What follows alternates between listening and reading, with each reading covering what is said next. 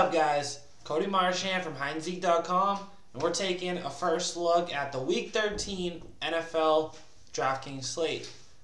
Starting right off, we're going to do what we always do, dive into the slate, going alongside my article for the week, right on HidandSeek.com, Week 13 DFS value picks on Draftkings. You know what I do? I give you my plays. I give you the price. I give you the matchup. I give you the write-up. I give you the projection. And at the bottom, I give you an example lineup. So if you want all that included with this video, you don't need to go any further in the description. Just click it right below. View more. Bam. Click it. Get all this. Read it up. I do this for you. So, getting right into it, let's start with quarterbacks. Guess who's first, guys? We're going to talk about Patrick Mahomes. Weird, because all he has is 37 touchdowns in 11 games. Why would we be talking about him? Averaging 31 fantasy points a game. Coming off a 6-touchdown game. Yeah, he had a lot of turnovers. Have you ever noticed, though, that in Draftkings, a touchdown's worth 4 points, an interception is -1? So I don't really care with Patrick Mahomes. You can throw 5 interceptions in a game. He had 5 turnovers, and he had 44 points. So I'm not too worried about it. The only thing I'm worried about in this game against Oakland is Patrick Mahomes playing 2 quarters because it's already 51-0. Like, this could be an absolute blowout because Oakland's awful and Kansas City is awesome. Coming off a really tough loss, coming off a bye. They're going to be ready to destroy Oakland. Give me the Chiefs this week. I'm playing a lot of Chiefs, I hope. I don't know if I get Mahomes in there at 7,600. I think it's the most expensive he's been all year. And it is by far. They're trying to make it hard. They're like, wow, DraftKings says, hey, we got Patrick Mahomes against Oakland. He's probably going to go for 40. We're going to have to price him up a little bit. We can't just have him be like all these other quarterbacks in the 6K range. He is well deserving of a 7,600 price tag. It's tough not to play him. Look at that, 30 points a game. Like, look at if you just sort by most points a game. He's better than second place by 5.2 points a game. And he gets a top 3 matchup. It's tough, but, if you want to get Patrick Mahomes in your lineup, I am 100% fine with it. He's the man. Second most expensive on the slate, with the second best matchup you can have, heading into Tampa Bay, our boy Cam Newton. Just a stud, one of the most consistent fantasy quarterbacks we've ever seen, always around that 24-point mark. His floor of rushing is just ridiculous. He can get you 75 yards rushing without even trying. He can throw the ball for 300 yards. He can throw 3 touchdowns in a game. Cam Newton against Tampa Bay is going to get you 25-plus points this week. I know that he didn't last time against Tampa Bay when he was chalk. A few people are going to come off that. This week, he is going for 25-plus. If not, please comment on my video, Cody, you suck. Say, Cody, that was awful. He got me 11 points. And that's not going to happen because if you look at Cam Newton, he doesn't get 11 points. He gets like 18. And then it's just not going to happen. He's going to have 25-plus. So if you want 25 points out of a 6,600 quarterback, go to Cam Newton. Jared Goff's in a decent spot.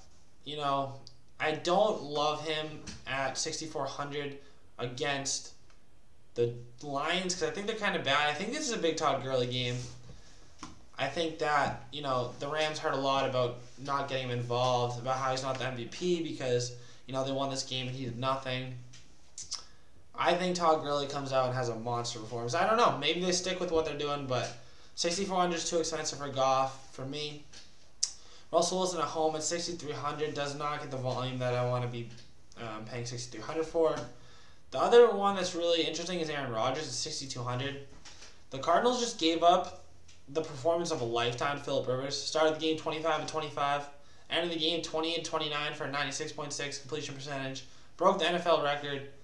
Aaron Rodgers, coming off another tough loss, might just be ready to sling a couple touchdowns to Devontae Adams in this one. I think Aaron Rodgers has a pretty good spot where he can get 20-25 points in a really good matchup at 6,200. I think that's really interesting.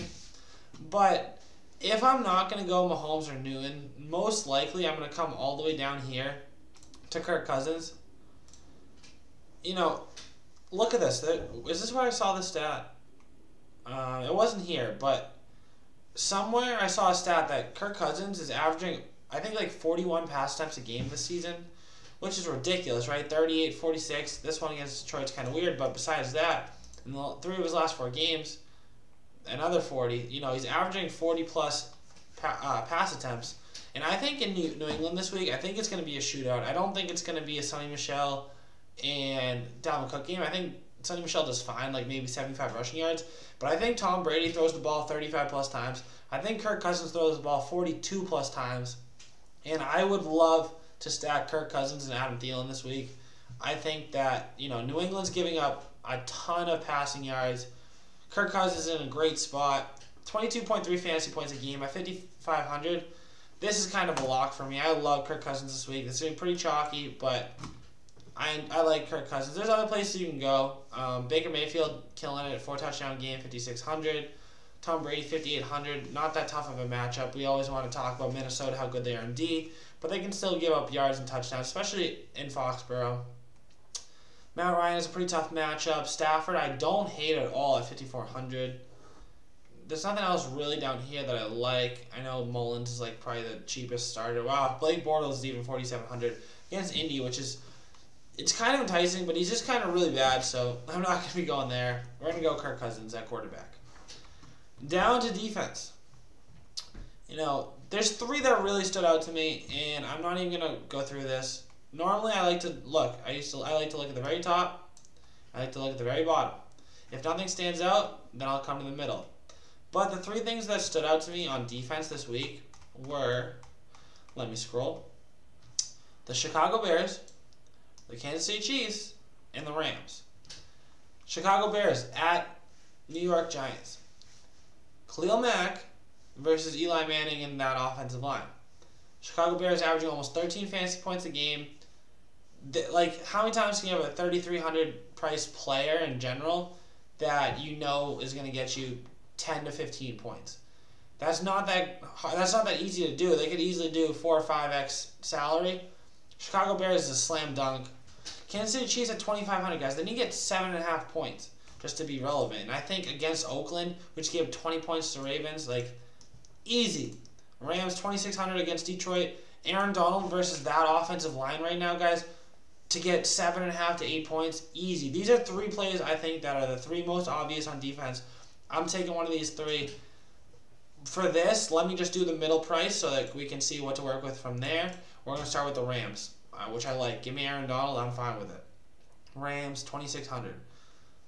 I'm fine. We're not even going to worry about too much. If you want to get really deep into it, that's fine. But I thought that those were 3 plays. Let me know what you guys saw differently. Tight end, Travis Kelce's a stud, 7K, I'm not going to pay. I've learned my lesson the last 2 weeks. I'm not paying over more than 6K for a tight end. George Kittle, 5,900, burned me, bad taste in my mouth, sorry about it. Gronk is very interesting at 4,500. Like I said, 5,400. I think that the Patriots are going to end up being in a shootout. Came back to get 7 targets, got in the end zone again. He's got a really cool amount of yards per catch over the last few years. It's kind of extended. It's not really what you expect for a tight end. They like to use him on those seam routes. They like to use him on those deep slants. They like to use him on those deep digs. And I think that I think that Patriots are going to be able to work in a decent amount of play action on those seam routes to either Edelman in the middle, maybe Hogan on a deep post, but Gronk on a lot of those seams. And I really think at 5,400, I haven't talked about him as being someone I like, not one time on DraftKings this year. At 5,400, I think that Gronk might have a 15, 20-point day. I'm probably not going to go there because it's 5,400 for a tight end, but in tournaments, Gronk's one of my favorite plays this week.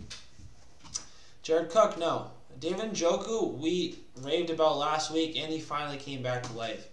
This was all in one drive, it felt like, because they had 3 catches in a row. But 5 for 63 and a touchdown. He had a really cool touchdown, one of the plays of the week, where it looked like he got stopped, picked up by 2 legs. They put him down for some reason. He ran into the end zone. But at 4,300, I'm not looking there. Ebron's a stud. The main reason that everyone was so down on him, he scores touchdowns, right? He's a beast. But he was playing less snaps than Jack Doyle, less snaps than Mo Alley Cox. And without Mo Alley Cox in there, he actually played, I think, almost 75% of the snaps. And like 75% of his snaps that he was out there, he was either split out wide or in the slot. So Eric Ebron, when he's out there, he's going to be catching the ball, and he's been out there more over the last that last game. So I don't mind him at 4,200. He ate up the Jags last time, but if Mo Alley-Cox is not playing, this is a great play, guys. Just watch that closely. Jack Doyle's fine, but he's not Eric Ebron in the red zone. Andrew Luck trusts this guy. He loves his tight ends. And Ebron's just been a beast in the end zone. Like, you can't take that away from him. 12 touchdowns in any year. He already has more touchdowns this year than his whole career with the Detroit Lions. Don't take away what he's doing, guys. 4,200 for Ebron is a little bit too cheap. Olsen at 4,100 is pretty cheap, guys. Last time he has Tampa Bay, 6 for 76 and a touchdown. I love all the Panthers in this matchup, which you'll see as I go down the list more. Jack Doyle, I'm not super excited about. Austin Hooper's fine. I like Austin Hooper. His volume's been higher than it was last year, guys. He's got 6.2 targets per game this year. And, you know, Baltimore's a tough team to pass against, but Hooper's got decent amount of volume at 3,900 that you don't find a lot of that at tight end. But I think that there's two really good spots this week at tight end. Number one, obviously, Cameron Brate, who's probably my favorite. You know, no O.J. Howard. Jameis Winston loves his tight ends. He got in the end zone, 3,700. Until they price correct Cameron Brate, he's probably going to be my tight end of choice. Plus, he gets the best matchup when it comes to tight end so far this season against Carolina. The last one I want to touch on, though, is Kyle Rudolph. Because watching that Sunday Night Football game last night, it felt like every time I looked up, Kyle Rudolph had the ball. 7 catches on 7 targets for 63 yards, which isn't that great. It was only 13.3 points. But he's only 3,600. Like I said, I think this is a game where we might see Kirk Cousins throw the ball 45 times. And if that happens, I like Kyle Rudolph for 6-7 targets against a team that's very beatable against the tight end. You know, I love Devin McCourty, but he's kind of slowed down in his, you know, shutdown coverage. You know, that's not really what he's been doing lately. So I like Kyle Rudolph for, you know, 10-plus points this week. I think that this is kind of what he can do, so you guys need to be aware of that. But he can also have stretches like this. So Kyle Rudolph's nice. Cameron Brate's kind of where we want to go. So I kind of like this start. We got value right off the bat. And it's 3 solid values where it's like you're getting volume here, you're getting volume here, and you have a good matchup with a good team that is coming off a 5-turnover performance. So I think they were the highest scoring defense of all of week 11.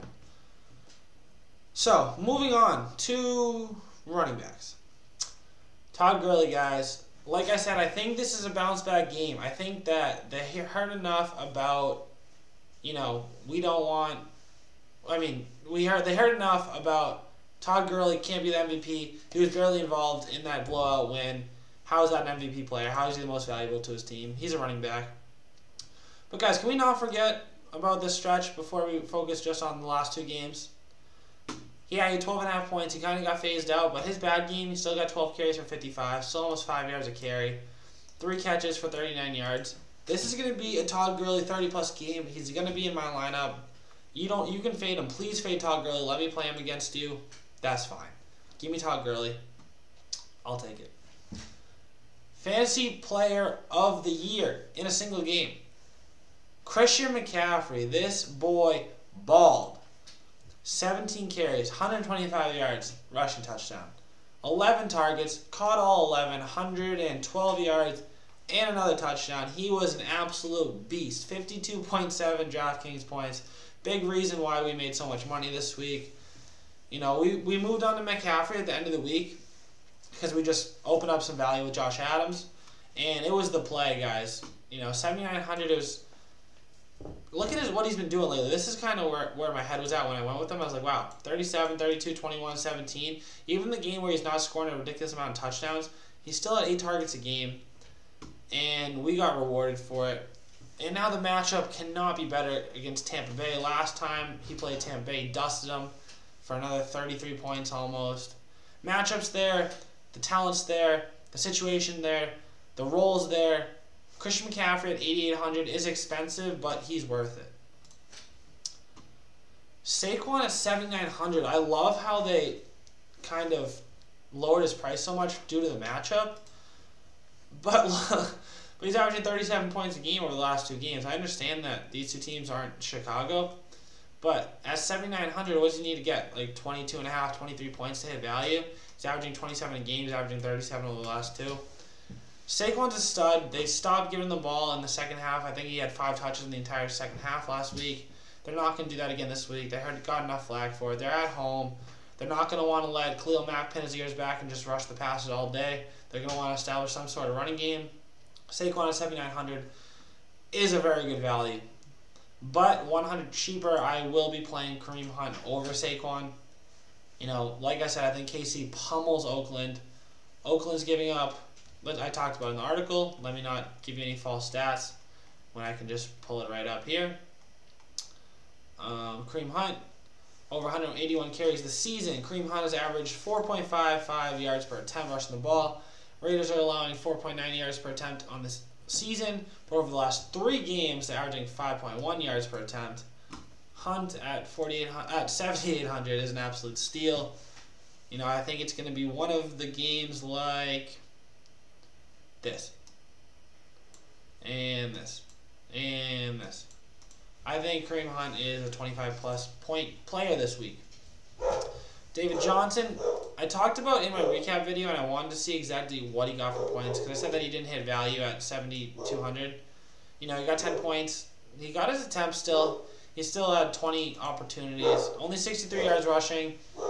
You know, 2 catches on 3 targets. He was still a vocal point of that offense. But we don't like him that much at 7,400, even against Green Bay. They're kind of pretty tough up front.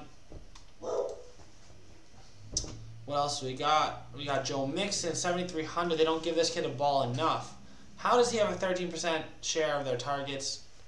He's a stud receiver. He has great hands, great elusiveness, great route runner as a running back. And they're a bad team. They need to get him the ball more. You know, 6.4 yards per attempt, 7 catches on 7 targets, 22.5 fantasy points. His salary went back up, which is weird because he has a much tougher match than they did last week. So I think that 7,300, I'm probably going to be avoiding Joe Mixon, but the talent's there. Any given week, they could just explode. I like Joe Mixon a lot in tournaments this week, not in cash. Fournette is very cash game viable at 7,200. Since he's came back, look at the workload that he's got. 24 carries, 28 carries, 18 carries through like 2 1/3 quarters because he got kicked out at the end of the 3rd quarter. He threw a punch, got disqualified, and he was on his way to a massive game. 2 touchdowns already. They got down to the 1-yard line. They would have easily gave that to him, punch in for his 3rd. Might have got a 4th in the 4th quarter. We don't know. We're not going to speculate. But at 7,200, he's still way too cheap against Indy. That's really a good player right there. I like Fournette. Chubb's a monster. You know, look at this workload, guys. Like, just since he's been the starter, he's never got less than 18 carries. And it's just going up. 18, 18, 22, 20, 28. 31 opportunities with 3 targets and 28 carries. 28 fantasy points, 39 fantasy points, 16 fantasy points. Yeah, the matchup's a little bit tougher at Houston, but 7K, he's worth it there. I'm not going to be playing Nick Chubb in cash, but I see where you're going with that. Aaron Jones, great matchup, 6,700. It's a little scary for me, even though I see how much of a stud he's been lately. 6,700 is kind of that price range, guys. Like last week, that's like where Fournette was. Do I think that Fournette last week and Aaron Jones this week have like the same projectable points? I don't. I think if I had to pick a player, Fournette last week or Aaron Jones this week, obviously I have some hindsight, but even without that, I like Fournette a lot more just because of the opportunity, because of the way that the team is built around him and how he doesn't get phased out and the whole offense runs through him and not through Aaron Rodgers. I love Aaron Jones, and that's not to say I don't like him this week. I just want to frame my perspective about him and let you know all the moving parts and what's going on in my head. And I think that Aaron Jones is solid. And I like him at 6,700, but to hit value here, he has to be close to that 19-20 point range. Do I think he's going to get that? Yes, I do, but I think that he also has a floor around like 12-13. I don't think he has, a 35-point ceiling against Arizona, but I could be wrong. If you want to play Aaron Jones, you can. I just think there's better plays this week. James White, Dalvin Cook, Sonny Michel, Matt Breida is a stud. Kind of want to talk about him. They just don't get him the ball enough. I don't like the offense enough, but let's just give him a quick shout out. 6 yards a carry, 7.6 yards a carry, back-to-back 100-yard games. Tariq Cohen's been a beast. I like that against the Giants. But who I want to talk about real quick is Phillip Lindsay. How did 32 teams let this kid go undrafted? 8 yards a carry yesterday, 14 attempts, 110 yards, touchdown, 20-plus points his last 3 games. He's only 5,400. To hit value, has to be around 16 points, which isn't easy, but he's averaging 15.3. Yeah, the matchup's a little bit tougher with Cincy, but not than it was last week with Pittsburgh. Pittsburgh's a much better rush defense than Cincinnati is. They're going on the road. I think that their offense runs through this kid. They need to let it happen. He's got double-digit carries in every game besides 2. In those 2 games were losing efforts. So I think that to win, you got to get this kid the ball. Phillip Lindsay at 5,400, I love. Going down, Carry-On might be hurt. Dion Lewis, I don't love it.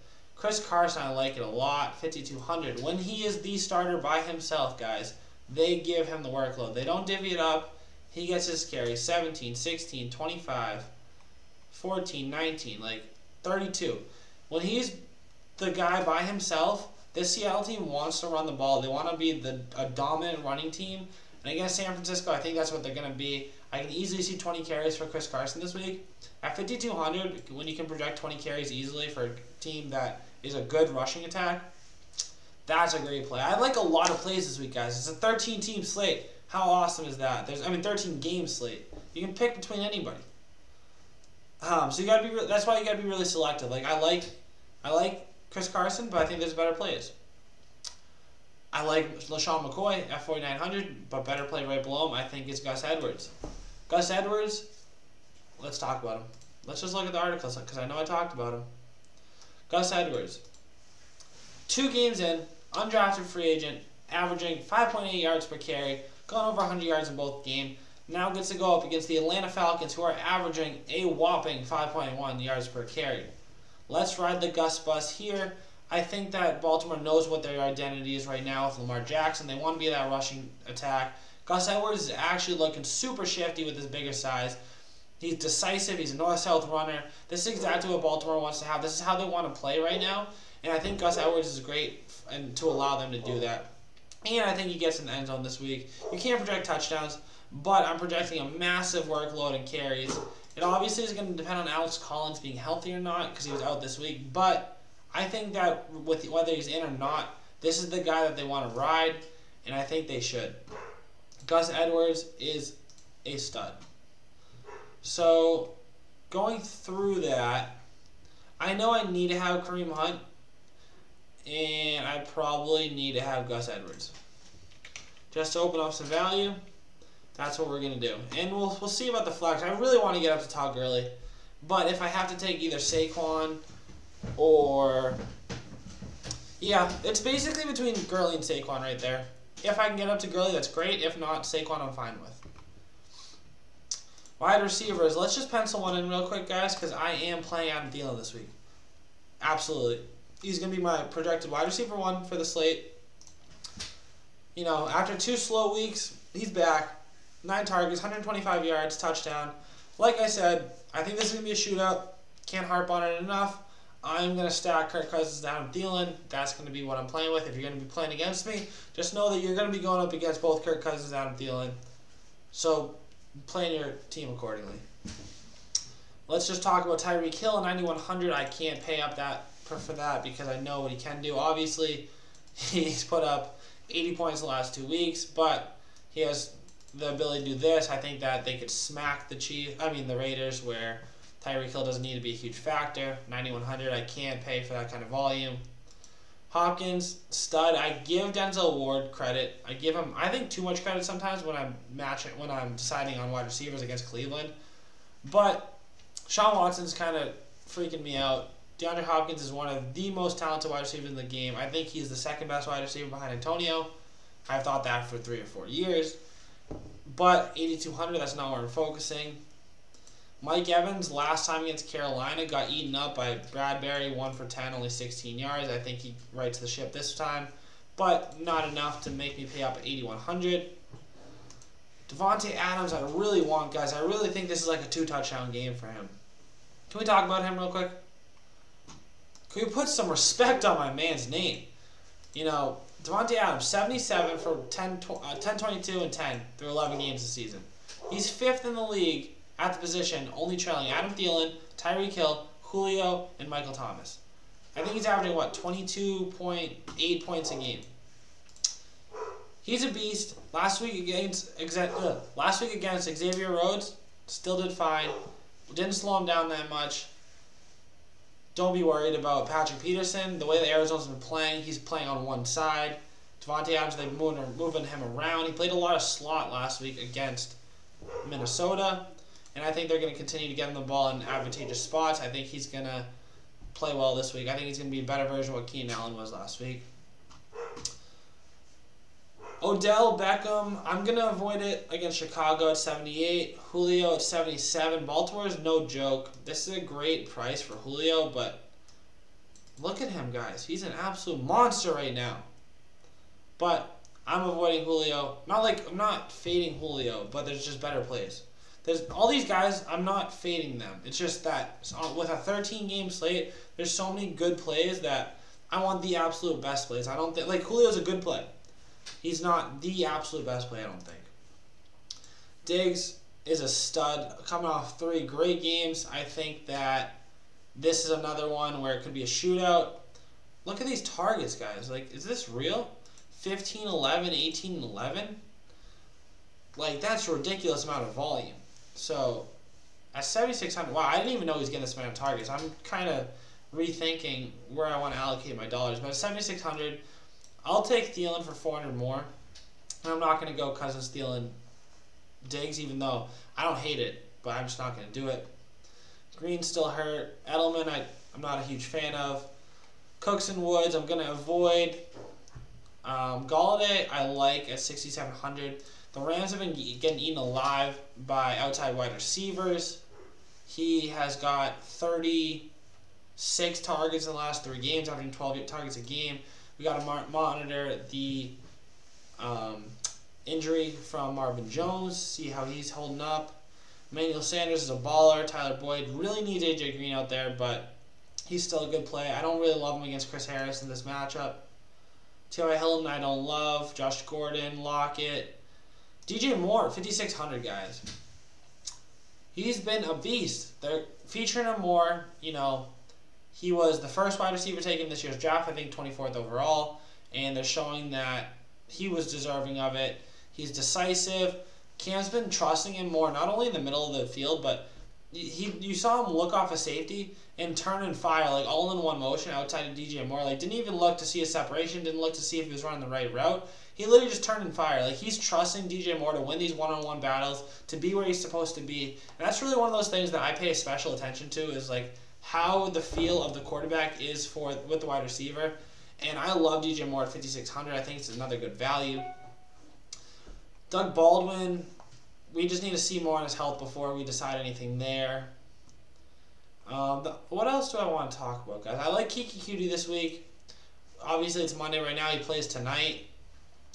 So we don't know everything how he's going to look. But the one thing that we were concerned about was Demaryius Thomas targets. Clearly, that wasn't an issue last week as Kiki Cutie led their team in targets with 9. 4,700, I love this slot matchup versus Cleveland. Tyler Boyd just ate them alive yesterday. 4,700, I like that a lot. Curtis Samuel, 4 weeks in a row, 4 touchdowns at 3,900. I like it. That's kind of more of a dart throw. Marcel Aitman, though, guys, at 3,600. Hear me out. Oakland Raiders, awful. Passing game, awful. His score in the last 2 games, awful. But he had 10 targets. The next best player on his team had 5 targets. He beat the second place targets by more, double.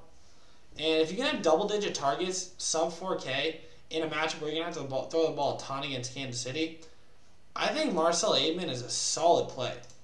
If I go Aitman here, that could easily get me up to Gurley at the flex. And then at 4,700, that's Cutie right there, isn't it?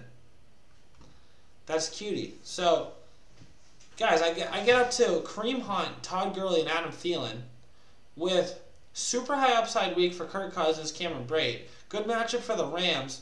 And then I get high volume from Marcel Aitman and Gus Edwards with super volume with great matchups. And Kiki Cutie, great matchup, great player, great offense. And I'm not even going to dive too much more into that. That's going to be my lineup this week. Most likely. Guys, remember that this is a first look.